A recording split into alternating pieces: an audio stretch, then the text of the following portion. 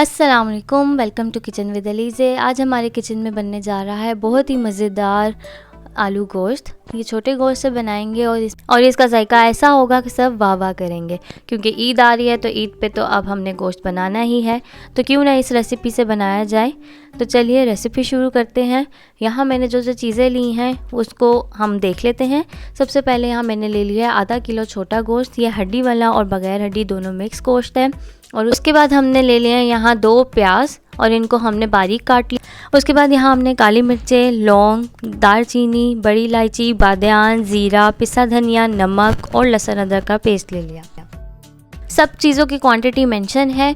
और उसके बाद हमने कुकर में अपना गोश्त डाला और अपने सारे मसाले डाल दिए और उसके बाद 3 गिलास पानी डाल के इसको हमने 15 से 20 मिनट का वेट लगा लिया।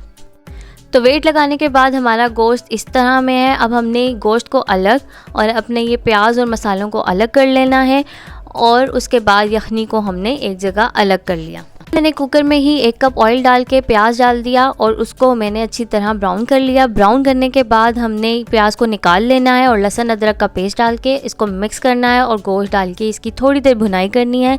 अच्छा, जब तक हमारी इसकी भुनाई हो रही है मैंने ग्राइंडर में टमाटर और ग्रीन चिली लेके उनको ग्राइंड कर लिया था और साथ ही मैंने वो जो प्याज फ्राई किया था वो भी इसमें डाल दिया।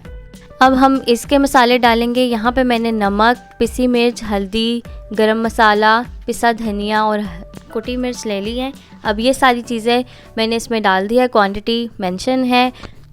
ये डाल के हमने इसको अच्छी तरह से भुनाई करनी है जब तक हमारी भुनाई हो रही है। अगर आप मेरे चैनल पे नए हैं तो इसको सब्सक्राइब कर लें। वीडियो पसंद आए तो कमेंट, लाइक और शेयर लाजमी करिएगा। और उसमें मैंने फिर 1 आलू डाल के थोड़ी सी भुनाई और कर ली है। और जब यहाँ पे हमारा ये थोड़ा देर भुन जाएगा 5 से 7 मिनट, फिर मैंने अपनी जो हमारी यखनी थी वो इसमें डाल के और इसको 2 मिनट के लिए वेट लगा लिया था। तो लीजिए हमारा मज़ेदार आलू गोश्त तैयार है। आप भी इस रेसिपी को ज़रूर ट्राई करें।